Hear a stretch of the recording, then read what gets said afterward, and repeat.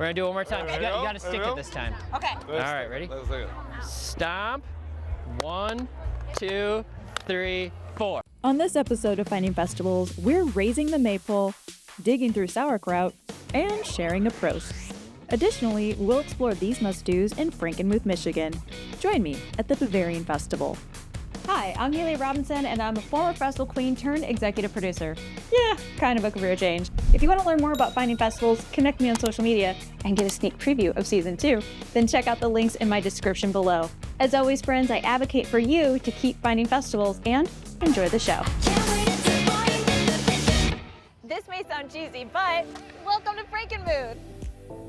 Friends in Northwest Ohio flock to this charming town during the holiday season, but that's not the only time you can enjoy Frankenmuth.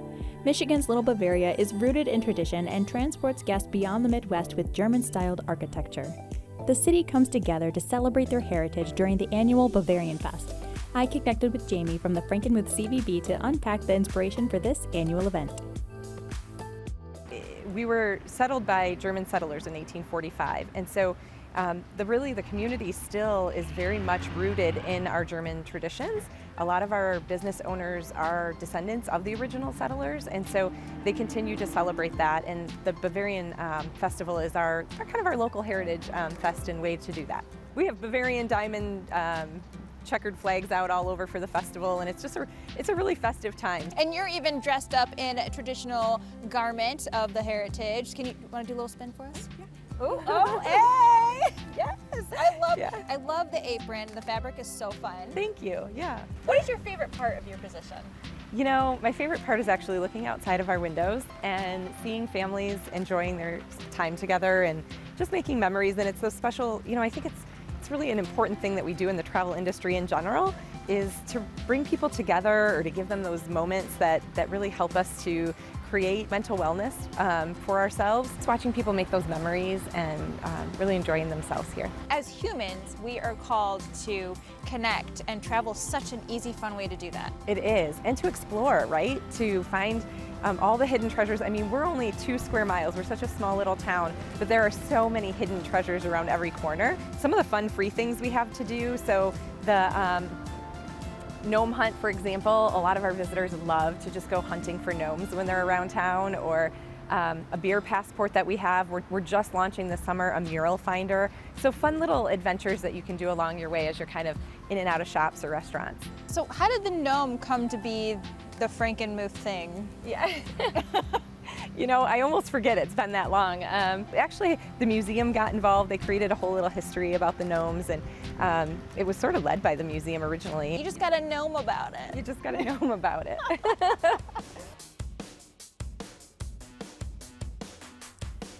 Well, now I want to know more about Frankenmuth's history. See what I did there? Gnome? Okay, moving on. Heidi from the Frankenmuth Historical Association gave me a crash course on how Frankenmuth became the city we know today. So Frankenmuth started out in 1845 with a group of 15 people who were just, number one, looking to have a better life. And then also they really just wanted to spread their religion, which was Lutheran. And then so they came over with their one goal of staying German and trying to remain German. They did pretty well with that. So throughout the late 1800s, early 1900s, you know, German was the number one language here in Frankenmuth. They very rarely spoke English unless they had to. It wasn't until 1959 when Tiny Zehnder, who was the owner of Fisher's Hotel, had this idea that he was gonna remodel his restaurant to have this German facade and reopened as the Bavarian Inn. And he also encouraged other businesses to do that as well. So over the next couple decades, you would see all of a sudden just these Bavarian alpine looking buildings pop up throughout town or renovate to look like that. And that's kind of how Frankenmuth became Michigan's Little Bavaria. Yeah, well, you took the community heritage, and it took one person to have an idea, really lean in on it, and now it's become a tourist attraction and an opportunity to educate people on your heritage and culture. Absolutely, yeah. So our museum by itself, you know, really educates that. So we're at the Historical Society. How many rooms are in this museum? So we're currently under construction. So previously we've had 8 galleries. When we're done, we'll have 10 galleries.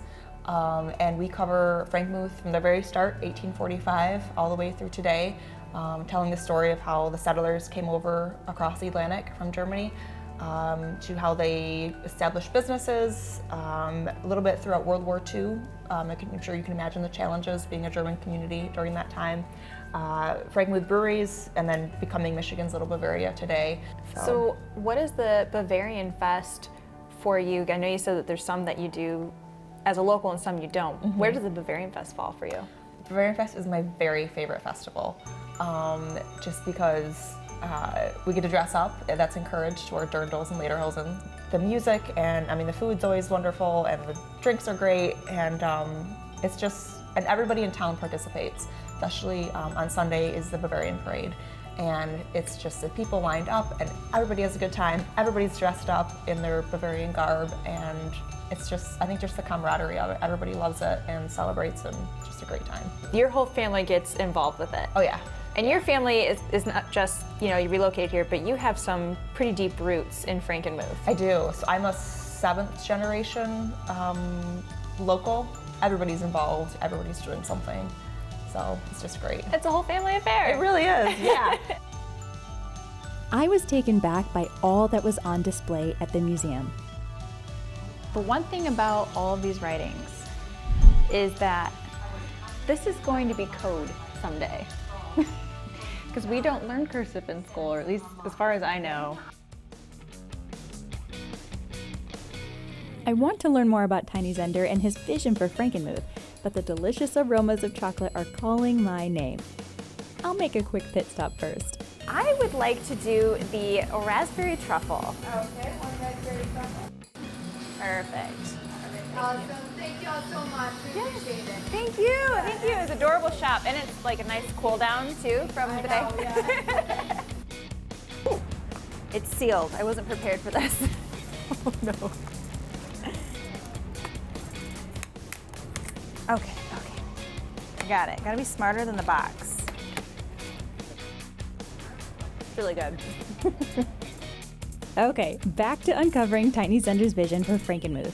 Amy gives me a closer look at the history of the Bavarian Inn restaurant, where it all started. And now a message from our generous underwriters and donors. Finding Festivals is brought to you in part by... Find some Lake Erie love? It's a sure thing. Learn how at shoresandislands.com and start an adventure today. Toledo, more than you ever imagined. Learn more at visittoledo.org.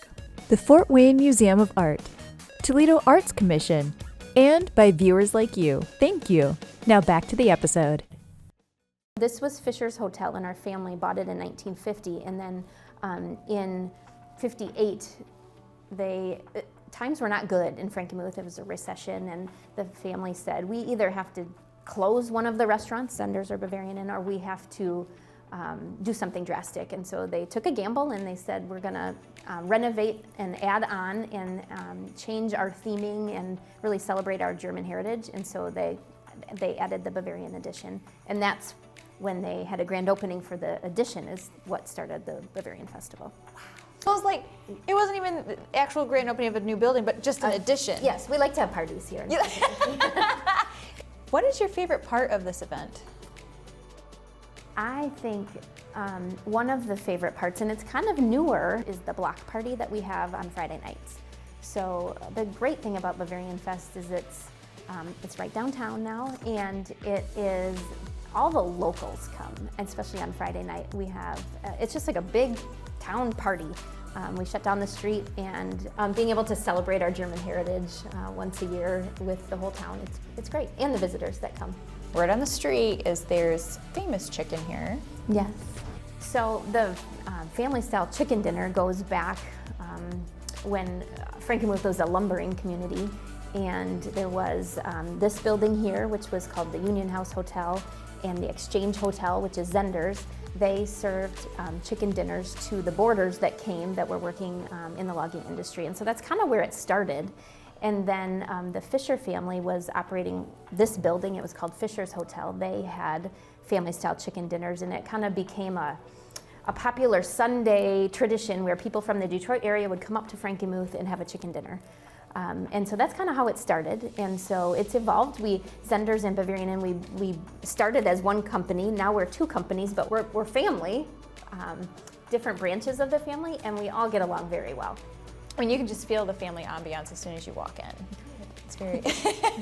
What do you love most about your job and being at the Bavarian Inn restaurant? I think what I love most about my job is being on the floor with our guests and our team members. I love our team members. They have great passion in serving our guests, but also the generations of families that come to Frankenmuth. Like, it's a mom and her children and the grandparents and sometimes the great-grandparents. It's generations that have been coming to Frankenmuth for so many years, and just seeing them together, having a good time, just relaxing in Frankenmuth. That's my favorite part. Do you hear that? It's time for the story of the Pied Piper on the Glockenspiel Tower at the Bavarian Inn restaurant. Completed in 1967, the 50-foot bell tower can be heard across Frankenmuth, a fun way to connect with Bavarian heritage and tradition. Though Bavarian architecture is found throughout Frankenmuth, there is one place that looks a little different. Amy shared the family connection, and I'm meeting with Al to chat more about this side of the business. We got into the restaurant business in 1928. My grandfather purchased this building, and he was a fan of George Washington. So his inspiration for this building was Mount Vernon, George Washington's home. We have a early American colonial type theme as opposed to the rest of the Bavarian architecture in Frankenmuth, and I think it gives people sort of a change and some different experience that they can have. I think it's perfect though, because we're known for being a melting pot, and you do it perfectly. Oh, thank you. Yeah, we try really hard. We try to provide experience for our guests, and they reward us by coming back year after year. So thank you. So when it comes to the business, I mean, how many people do you serve throughout the year? Last year, we served throughout all of our businesses about 1.2 million. About 3.5 million people come to Frankenmuth each year. And it's generation after generation that we've been just blessed with having our customers come back year after year, generation after generation. We're enjoying ourselves here. Good. So you said your grandfather's the one that kind of started everything. How many generations are involved in the business? Right now, we have third and some fourth generation in the business. I'm the third generation, and fourth generation is coming in. We're all kind of in it, and you gotta love it. You gotta love people, and we're really in the people business. That's what it's all about. Absolutely, and helping people create memories that last a lifetime. Yeah. So we're here in town for the Bavarian Fest. I mean, what does this event do for your business? What does that look like? Well, it really kicks off the summer season. It's one of the oldest festivals in the state of Michigan. I think what it does, it sort of brings the community together. I like seeing the traditional German lederhosen and dirndls. It's been going on since 1959, so it's a long historical festival for our community. Used to be down in Heritage Park. Over the last few years, moved up into Zehnder Park, just south of Zehnder's. So it's more of a local family event that I think it kicks off our summer season. And it's just something that the community and Zehnder's is very proud of, having been part of the beginning of it. Before we head to the Bavarian Fest, I'm grabbing a quick bite at the Funtown Chowdown Food Truck Festival. Yeah, 2 festivals in one day. I am in bliss. On the second Thursday of every month from May through September, food trucks take over the parking lot east of the River Place shops. Bonus, there is face painting. I have not done this since I was a young child. I love it! It's so cute! Well, now I'm all ready for the events this evening. Who is ready for the Bavarian Fest? They kick off on Thursday night with the raising of the Maypom,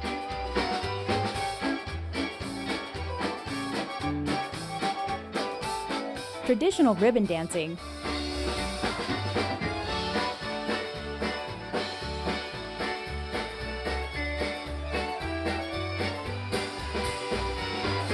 polka music,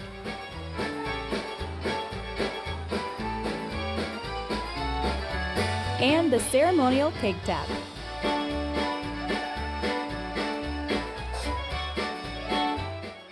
So this is part keg where they keep filling up cups until the keg is empty. And it's kind of the thing to get a little piece of the first keg. So here's to the Bavarian Fest. Prost. What makes Thursday unique are the Olympics. Local businesses duke it out for a year-long worth of bragging rights. And remember, some of these boats are related. This is one way to resolve a family feud. I spoke with competitor Garrett Kerr, who is repping the River Play shops, about the results of the Olympics. Did you get to dig in the sauerkraut? I did. I had to find 4 fingernails. Yeah, that was my mission. They had different objects there, like the acrylic press on, and yeah, those were difficult to find. Okay, yeah, yes, especially in all the like slimy sauerkraut, right? Mm-hmm. Businesses come together and compete. Correct. They duke it out at this one event, We right? sure do. Yeah. We're all nicey nice until the Olympics. Until the Olympics, yeah. So we had the sauerkraut finding, Yep. right? And there were several other events, and you were stuck with the nails, but what were some others that were challenging? Oh, we had to do tray carrying, and you had to carry a tray full of water cups back and forth. You had to run and then pass it off to your teammates and see who spilled the least amount of water. We did win for best flair. We had I Don't Give a Schnitzel shirts on and various press-on tattoos, and so we took first in costuming. That was fun. You were the most spirited. We were, yeah. Way to go. We bring the fun. So in this little shopping area, I mean, how many stores are there? So Frankenmuth River Play Shops has over 40 shops and attractions. And I'm sounding like the brochure here, but it is. It's not just retail locations. We have a spa. There's a European-style mirror maze. That's a lot of fun. I have recently developed quite an addiction to jelly beans.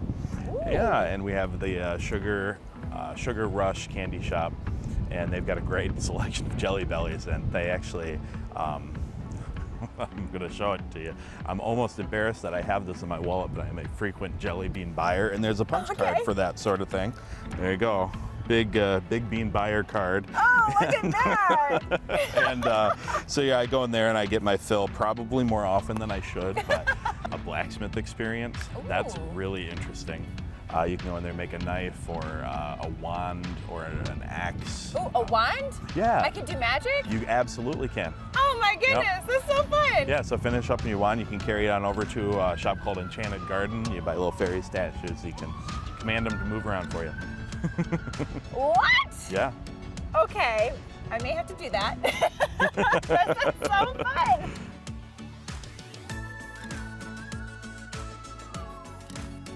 What do you love most in your role here at the River Play Shops? I like the fact that I'm allowed to be creative on a daily basis. Not once has someone told me, hey, stay in your lane.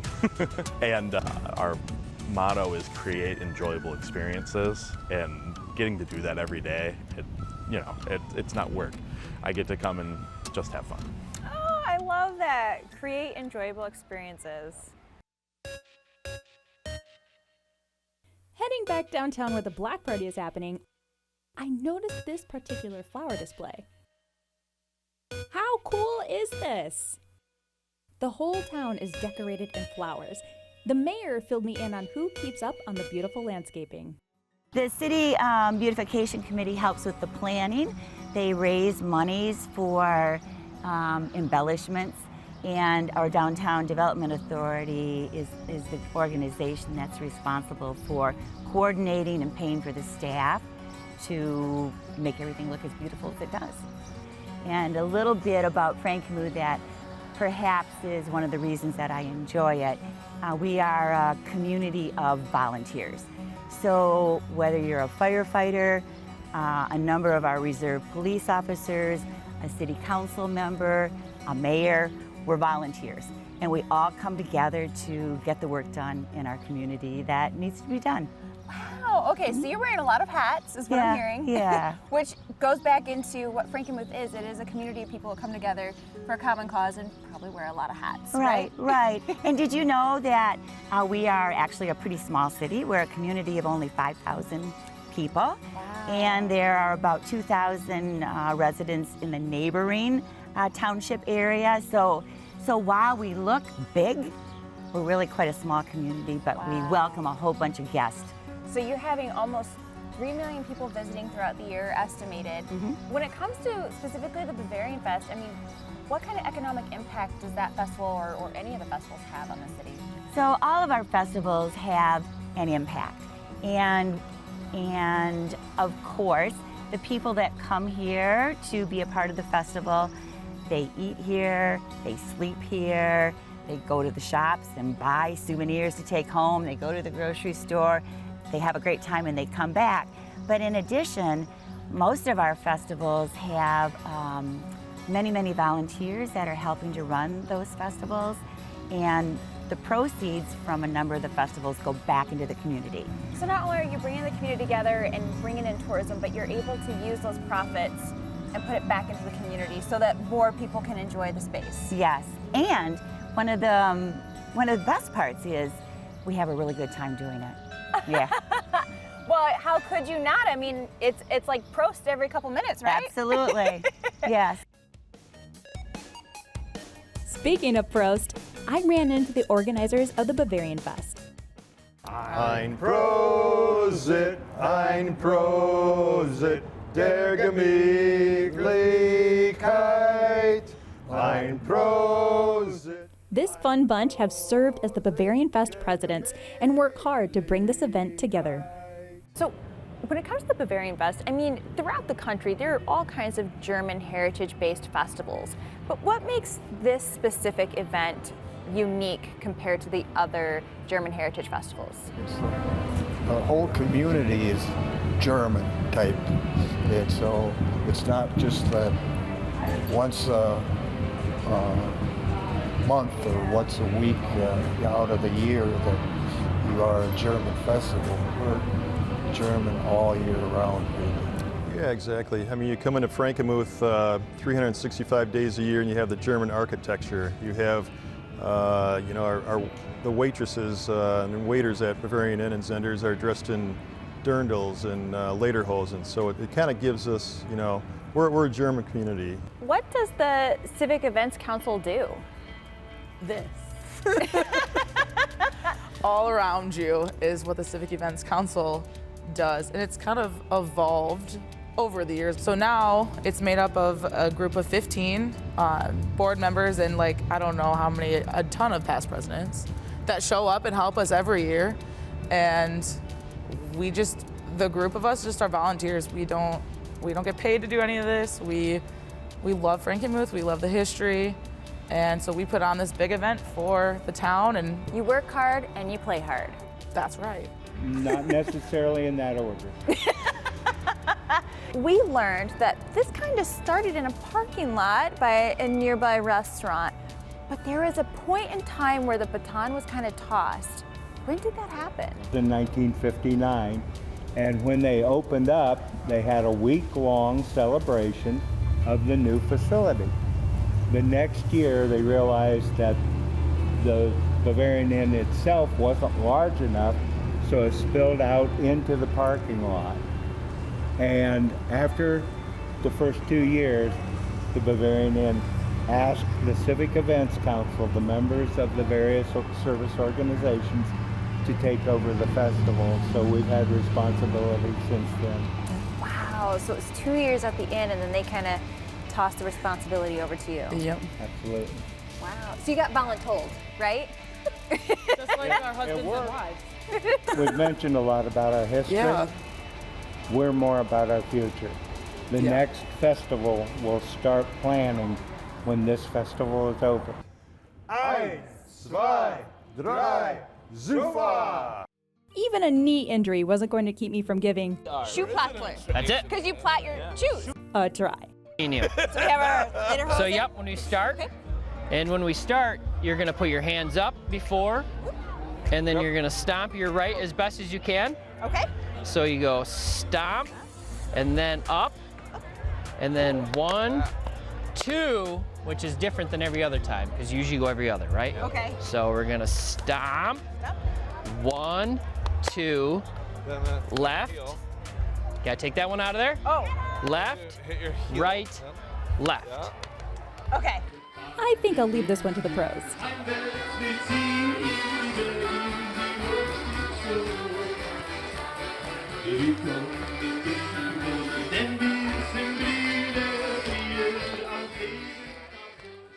Through history, heritage, and celebration, Frankenmuth has a deep commitment to community, and it's evident throughout the town. In Bavarian fashion, I say Prost to the next festival we find. You can visit findingfestivals.com to learn more about the series, get updates through the digital newsletter, and connect with me on social media where you can access more content on festival fun. This is Herman the German. Herman, how are you doing today? Fantastic. I am too. Was served at the Bavarian Inn. How do you know that? Because I was there. You forgot about the butt? I did. The butt? I know. You can't forget about the butt! Let me start that piece over. Ceremonial keg opening, right? Or bus. How do you... Keg tapping. Tapping. We tap it. I was going to say pop it. I'm like, that doesn't sound right. The prices of merchandise went up 6 to 8 times. They suffered inflation back then too. Was there any? We're filming here. We have pretzels, we got the cheese, we got boozy shakes. And entertainment. You want to go now? Let's go, let's go.